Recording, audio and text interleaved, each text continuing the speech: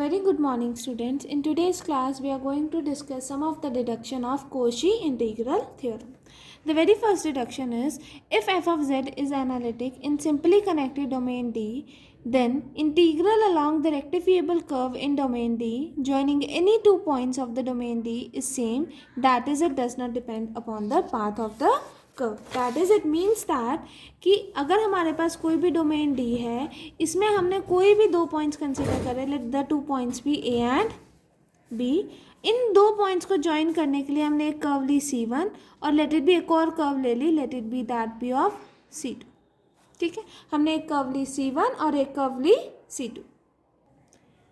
Then we have to prove that integral of f of z dz over the curve C1 is equals to integral f of z dz over the curve C2. That is, it is independent of the path of the curve. Means we have to prove that it is independent of path of curve. Now, by Cauchy integral theorem, we know that if the function is analytic and single valued within a closed contour C, then उस closed contour C के लिए function क्या हो जाता है? 0. अब यहाँ पर इस closed path के लिए ये क्या होगा? इसका इंटीग्रल 0 होगा, क्योंकि हमें पता है कि function is analytic in a simply connected domain D. अगर ये फंक्शन पूरे में एनालिटिक है तो इस पाथ में भी एनालिटिक होगा, और ये जो पाथ है ये क्लोज्ड भी है, क्लोज्ड है तो इसका इंटीग्रल क्या हो जाएगा? 0. बट हम खाली ए बी पाथ तो नहीं लिख सकते, तो हम क्या करेंगे, हमने एक पॉइंट चूज करा, let L be on C1 and M be on C2. हम लिखेंगे let us choose a point L on C1 and M on C2. Then by Cauchy integral theorem,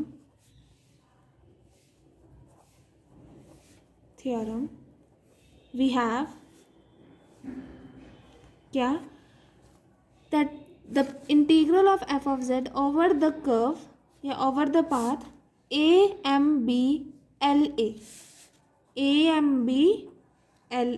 is 0. ठीक है. नाउ दिस पाथ, ये जो path है हमारे पास, break हो सकता है in the path AMB and BLA.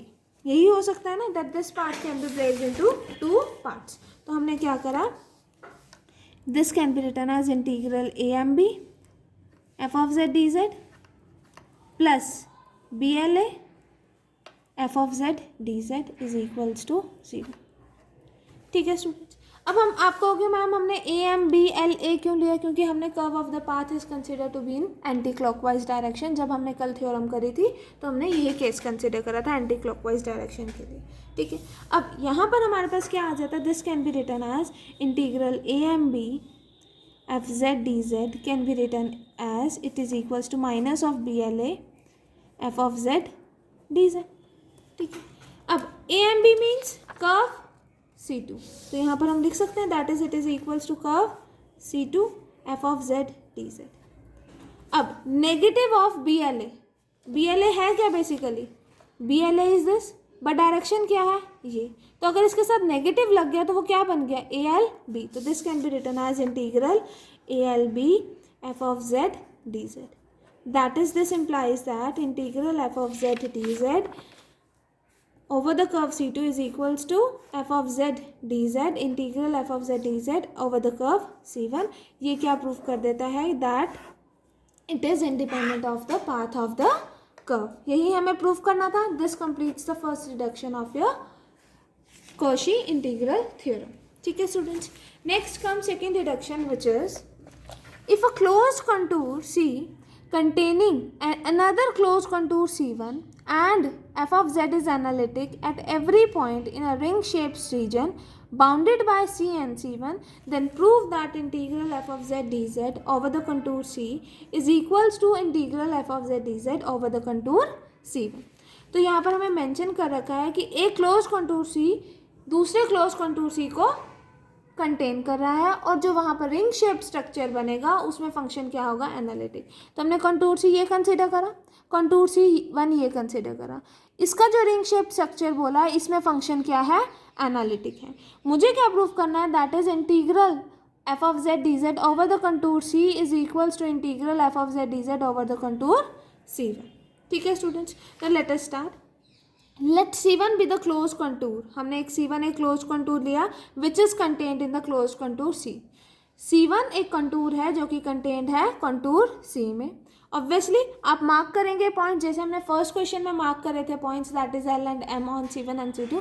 Similarly आप यहाँ पर भी क्या करेंगे, मार्क करेंगे पॉइंट्स. तो you will write mark the points A B D on close contour C and E F G on a close contour C1. आपने A B D close contour C में कंसिडर करे points और E F G कहाँ consider करें on the close contour C1. हमें पता है कि function is analytic in this region. अगर फंक्शन एनालिटिक है तो अगर मैं इस पाथ को क्लोज्ड फॉर्म में बता दूं तो ये क्या हो जाएगा, integral over this path is 0. ठीक है, तो हमने क्या करा, एक ये पाथ था एक ये पाथ है, यहाँ फंक्शन एनालिटिक था, हमने इसको इससे ज्वाइन कर दिया सो दैट हमारे पास ये क्लोज्ड पाथ बन जाए. यहाँ से शुरू हो, ऐसे एंटी क्लॉकवाइज जाए ऐसे, फिर यहाँ आए, फिर एंटी क्लॉकवाइज जाए, फिर ई पे आए, फिर ई से ए पे आए, तो रिटर्न हो गया, इनिशियल और फाइनल पॉइंट सेम हो गया, तो हमारे पास क्लोज कंटूर बन गया. दैट इज इस क्लोज कंटूर पे हमारा फंक्शन क्या हो जाएगा, 0, क्योंकि यहाँ पर इंटीग्रल ऑफ फंक्शन है 0, क्योंकि यहाँ पर ये फंक्शन एनालिटिक भी है over a closed contour C1. तो हम कह सकते हैं इस पाथ के लिए फंक्शन क्या हो जाएगा, integral of F of Z D Z over this path is 0. कैसे, बाय कॉशी इंटीग्रल थ्योरम. तो वही आएगा कैसे, integral A B D A से फिर E में गए, E F G E A, जहाँ से स्टार्ट हुए वहीं पर एंड कर गए. तो इस पाथ के लिए हमारा फंक्शन क्या होगा, integral of F of Z D Z is 0, क्योंकि इसी पाथ में हमारा फंक्शन क्या है, एनालिटिक है. तो ये कैसे आया है, बाय कॉशी इंटीग्रल थ्योरम. ठीक है स्टूडेंट्स, अब इस पाथ को मैं कैसे लिख सकती हूँ, इस पाथ को I can break it into A B D A, एक पाथ हो गया, फिर ए ई एक पाथ, फिर next is E F G E. ठीक है, फिर ई ए. इस 4 पार्ट्स में हमने ब्रेक करा तो आपके पास ये आ जाएगा. ठीक है स्टूडेंट्स, अब ए ई और ए से ई जाना, ई से ए जाना, ई से ए जाने को हम नेगेटिव ऑफ ए ई बोल सकते हैं. ठीक है, तो वो कैंसिल आउट हो जाएगा, तो हमारे पास क्या आ जाएगा यहाँ पर, integral over the path A B D A F of Z D Z plus integral E F G E F of Z D Z. अब ये जो यहाँ पर हमने डायरेक्शन कंसिडर करी थी वो क्या थी, ई एफ जी ई, बट यहाँ पर है किस फॉर्म की डायरेक्शन, ई जी एफ ई.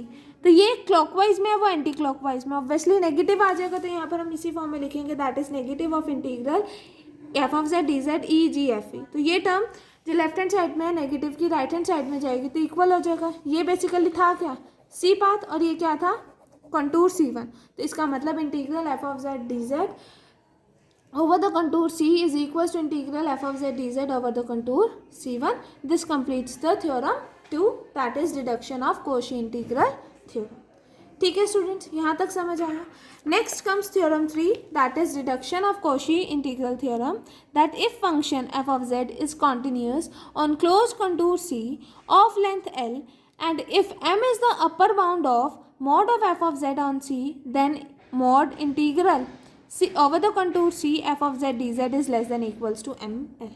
यहाँ पर हमें मेंशन है कि m is an upper bound of mod of f of z dz f of z on C. इसका मतलब इस C पर आपके पास mod of f of z की वैल्यू क्या होगी, less than equals to m. ठीक है, अब आपके पास कंटूर C था, यहाँ पर हमें मेंशन नहीं है कि हमारा जो कंटूर है वो क्लोज्ड है या नहीं है, तो आप उसको नॉट क्लोज्ड वाली फॉर्म में कंसीडर करोगे. नॉट क्लोज्ड वाली फॉर्म मतलब जिसमें इनिशियल और फाइनल पॉइंट्स क्या है, सेम नहीं है. ठीक है, तो आपके पास कोई भी कंटूर आया, ठीक है, इस कंटूर में आपने इसको ब्रेक कर दिया एन पार्ट्स में. Let this be z0, this be z1, this be z2 and so on, this be z. बीच में हमने कोई भी पॉइंट लिया, let it be zr-1 and zr. इसके बीच में हमने कोई भी एक पॉइंट ले लिया, that is I of R, so that हम कॉम्प्लेक्स लाइन इंटीग्रल की डेफिनेशन अप्लाई कर सकें, that is integral F of Z D Z over this contour C is equal to limit of N approaches to infinity S N. तो S N क्या होता है हमारे पास, summation of R varying from 1 to n F is I R Z R minus 1, यही होगा. ठीक है, तो यही कंसिडर करा हमने. ठीक है, let us start it. Let us divide a closed contour C into n parts by means of z0, z1, z2 so on zn. Let us choose a point xi r on each of the arc length, हर एक arc length में हमने arbitrary कोई भी ZR और ZR minus 1 ली, उसके बीच में arbitrary एक ज़ायार चूज कर ली. Then form the sum SN किसके इक्वल होगा, summation of R varying from 1 to N F ZR ZR minus 1. और बाय कॉम्प्लेक्स लाइन इंटीग्रल हमें पता है integral over the contour C f of z dz is equal to limit of N approaches to infinity SN. तो आपने ये value यहाँ पर SN की सब्सिट्यूट करी. ठीक है, जो कि मुझे प्रूव करना है, I have to prove that mod of integral over the contour C f of z dz is less than equals to ML. तो हमने क्या लिया, taking mod on both the sides, mod लिया. अब मुझे पता है M is an upper bound of f of z, मतलब mod of f of z is less than M. इसका मतलब mod of f ZR is less than equals to M. तो ये वैल्यू आपने यहाँ सब्सिट्यूट करी. ठीक है, फिर समेशन ओपन करा, आपने R की वैल्यू 1 पुट करी तो Z1 माइनस Z0 आ गया, 2 पुट करी तो Z1 minus Z2 minus Z1 आ गया, एंड सो ऑन. तो Z1 से कैंसिल, Z2 से कैंसिल, Zn माइनस 1 से कैंसिल. तो बचेगा क्या है, Zn माइनस Z0. क्योंकि यहाँ पर कोई क्लोज नहीं दे रखा, क्लोज दे रखा होता तो इनिशियल और फाइनल पॉइंट्स क्या होते, सेम होते. बट यहाँ क्लोज नहीं है, तो इसका मतलब ये लेंथ होगी, तो यहाँ पर हमने इसकी डिनोट कर दी L से डिनोट. तो यहाँ से हमारे पास रिजल्ट आ गया that in the mod of integral over the contour C f of z dz is less than equals to ML. यही हमें प्रूव करना था. ठीक है स्टूडेंट्स, ये सारे क्या है हमारे पास, deduction of Cauchy integral theorem. This completes your unit 1 of complex analysis. Thank you class.